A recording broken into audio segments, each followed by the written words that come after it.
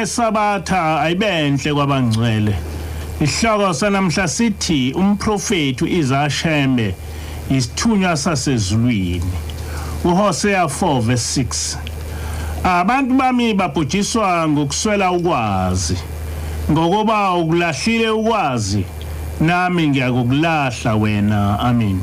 Isizwe simnyama sibhujiswa ukuswela ukwazi.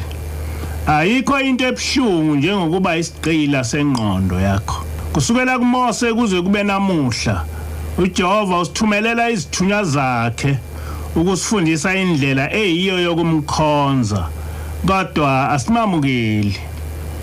Njengoba namhla kuyisikhumbuzo soMprofethi Isaiah Shembe owashiya mhla ka-2 May 1935, ngifisa ukuveza okumbalwa ngezimfundiso zaleli iqhawe lasezulwini.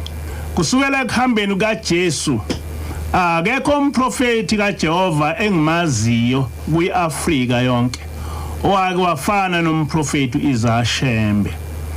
Emva kwaJesu ngumprofethi Isaiah Shembe owavuselela inqubo yokukholwa esakwemukela kuJehova entabeni yaseSinayi, nowaveza ukuthi ithina esiyinzalo yabantwana bakwa-Israyeli. Umprofethi Isaiah Shembe wayengafundile, kodwa enomabhalane owayebhala zonke izintshumayelo zibhalwa eshumayela noma ethandaza.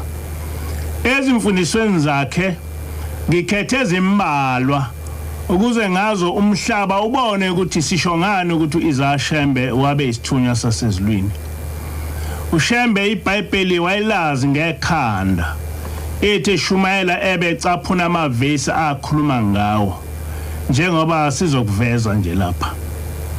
Esinye isazi sezenkolo sathi akekho umuntu owayazi iBhayibheli njengomprofethi Isaiah Shembe. Kule ntshumayelo ngiveza izeluleko zomprofethi eshumayela kumaNazaretha eRosboom mhla ka-28 August 1933 esiqala kanje: fundani nizwisise kahle isizwe sakithi, ningakhonzi izitha zethu. Ilizwi lathi uJehova uyakunilethela isizwe sikude ekugcineni komhlaba, nolimi lwaso ongayikulizwa. Deuteronomy 28 verse 49. Lesi sizwe siyakudla inzalo ezinkomo zakho nenzalo ezimvu zakho, asiyikushiyela nambila. Verse 51. Nina-ke ndlu kasenza ngakhona, hlolisisani enikufundayo nizwisise, ningakhonzi izitha zenu akhuluma ngazo uJehova kunina emandulo. Wathi uyonilethela isizwe sikude. Deuteronomy 28 verse 48.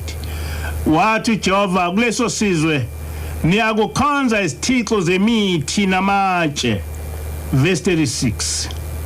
Wathi uJehova kuwe kuleso sizwe akulethela sona yokuba isimangaliso nesiga, ukuthi isiga kusho into yokuhlekisa.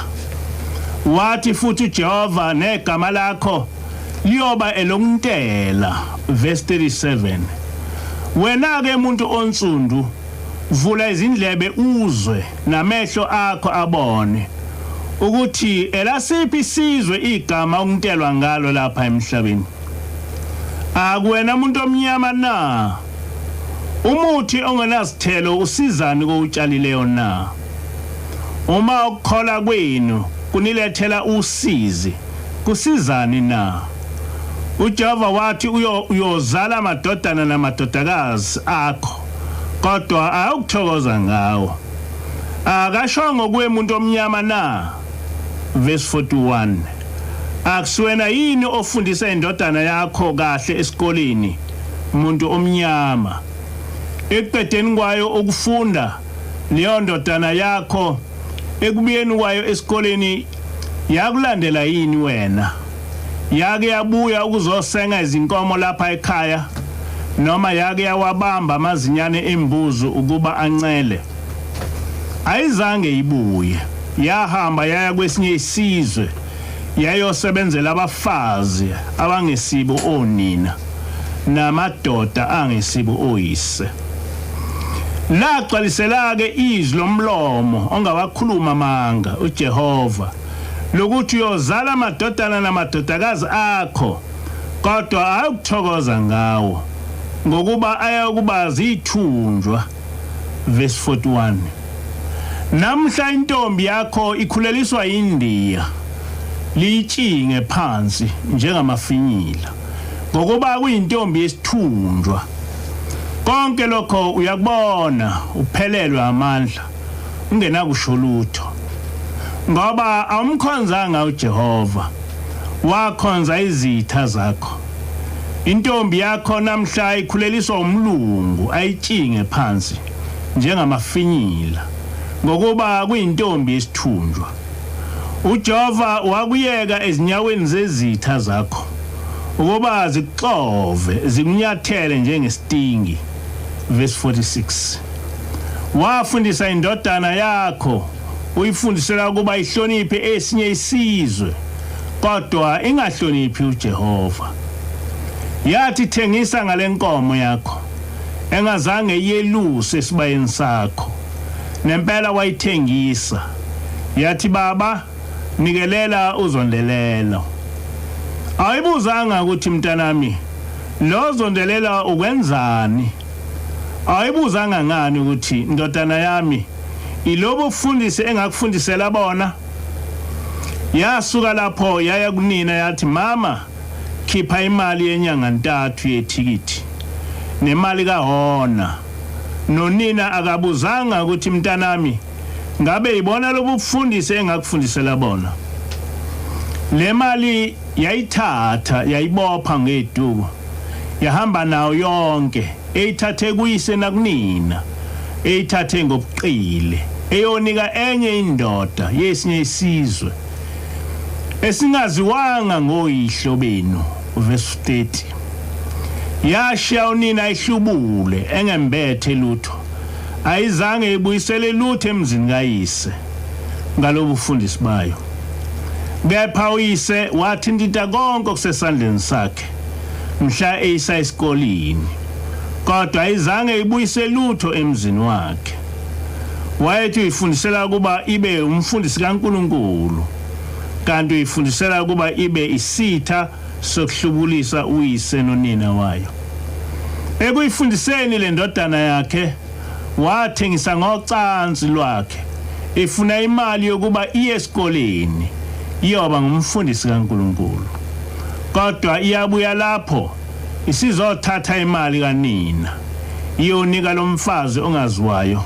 wesinye isizwe ongazange ayihluphekele ngalutho amen le ntshumayelo iqondile ukubeke ngokusobala umprofethi ukuthi uDeuteronomy 28 ukhuluma ngathi ukhuluma ngesizwe simnyama okwathi ngokona uJehova wasenza sabuswa ngezinye izizwe kuverse 2 Shembe uthi nina ke endlu kasenza ngakhona hlolisisane enikufundayo nizwisise ningakhonzi izitha zenu akhuluma ngazo uJehova kunina emandulo uShembe wacacisa ukuthi isiqalekiso uJehova wakhuluma ngazo kuDeuteronomy 28 wayesibhekise kokhokho bethu basemandulo njengoba uShembe wayengazange aye esikoleni wayazi ngani ukuthi laba abantwana bakwaIsrael kwangasibo abelungu esifundiswa ngabo kodwa kwakuyisizwe simnyama esiyithi wayenelezwi lezulu uShembe akagcinanga ngokusivezela amaqiniso ukuthi singobani kodwa njengoNehemiya wasicelela kuJehova kuba sigcine sikhululekile kulobu buqila esasifaka kubo mhla ka14 May 1927 ezibone isikhonzi senhlupheko uShembe saba nalomkhuleko Jehova yiba ngumlomo wami uma ngikubiza ungasifihli ekukubizeni kwami wangibiza ngezwi lakho nangodumo lwakho awusifihlanga kimi izizwe ziyavungama ngawe ngokungasifihli kuso isichaka sakho eziningi izizwe zilesabile elakho igama ngezimangaliso nezibonakaliso ozenzileyo ngami namhla Nkosi ngibelulela kuwe ubude benhliziyo ekukuthandeni ngenxa yegama lakho ukuba okuyimfanelo buwe Jehova kuze kuyo inceku yakho ngokuza kwayo ngawe ngithande ukuba ube njengokhona phambi kwezizwe kanti uyinganekwane ukhona wena Jehova uyesabeka phezulu kokwesabeka awunaqondwa ngumuntu izinkulungwane zobuNkulunkulu bakho azinaqondwa akekho zele umfazi nendoda phambi kwezulu ongakuthandaza Nkosi Jehova uyazibekela wena isikhathi nemvume yakho ukuba udunyiswe ngaso kube intokozo enhlizweni yakho kanti abantwana babantu bazimisela eyabo imizuzu nesikhathi abakudumisa ngazo ongazazi wena nkulunkulu isoke isikhathi esisicunulo kuwe ongabaphendula abantwana babantu ngalezi zikhathi zabo ngoba ababuzanga kuwe isikhathi loba Nkosi Jehova esibhebhenze inhliziyo esichaka sakho uShembe isikhathi zokuba akudumise ngazo lezo sikhathi zimiswe nguwe kube iphunga elimnandi kuwe Nkosi Jehova njengephunga lempepho eyashiswa uMose inceke yakho kanye noAaroni emalatini akho Nkosi Jehova kuvumele ukunxusa kwenceke yakho uShembe yiba ihlangu kuyo nezikhali nenqaba nengubo enamandla wena unezindlebe zokuzwa bakwenza ongazwayo unamehlo kubona bakwenza ongaboniyo unezinyawo zokuhamba bakwenza ongahambiyo kwaba inhlawulo ehlawulela ababhujiswa ulaka lwakho kepha wabasindisa akube njalo Nkosi Jehova Thixo wethu sengamakhulu 2 eminyaka sabuswa izithixo ezingenamandla ezingenamadlebe ezingenamehlo ezingenampumulo ezingenamlomo ezingakhulumiyo sizibile Nkosi yonke leminyaka kodwa zonke lezo zithixo aziphendulanga sisesekuhluphekeni okumangalisayo amadodakazi ethu nomkethu babe izigqila zezitha zethu izithixo zethu azisizanga ekubikeni kwethu sibuyela kuwe Thixo wethu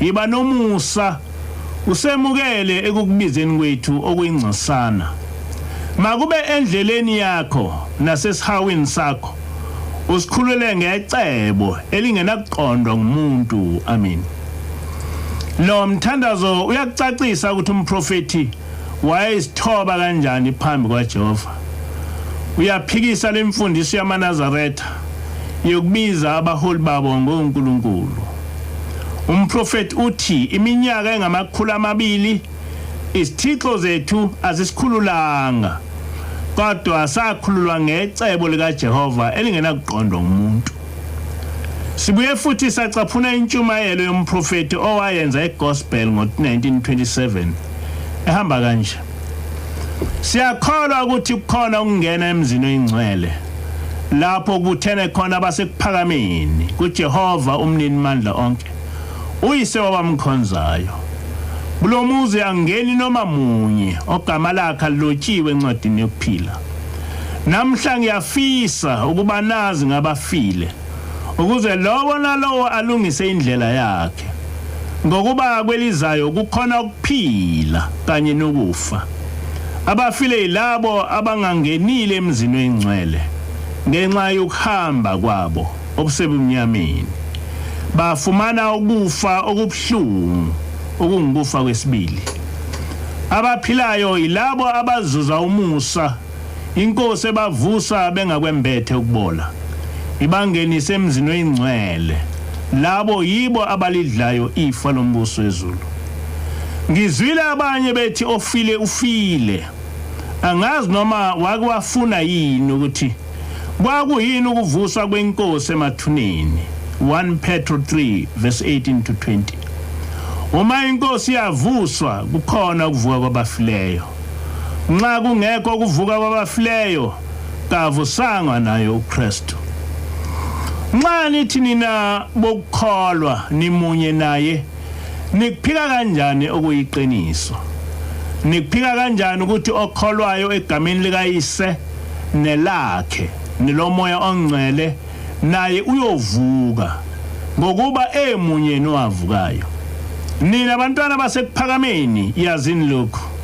Namhlanje ubusisiwe ongamthukuyise nonina athi bangamadimoni njengokwenza kwabangaqondi bephendukezela ivangeli belenza indaba yabo yemidlalo.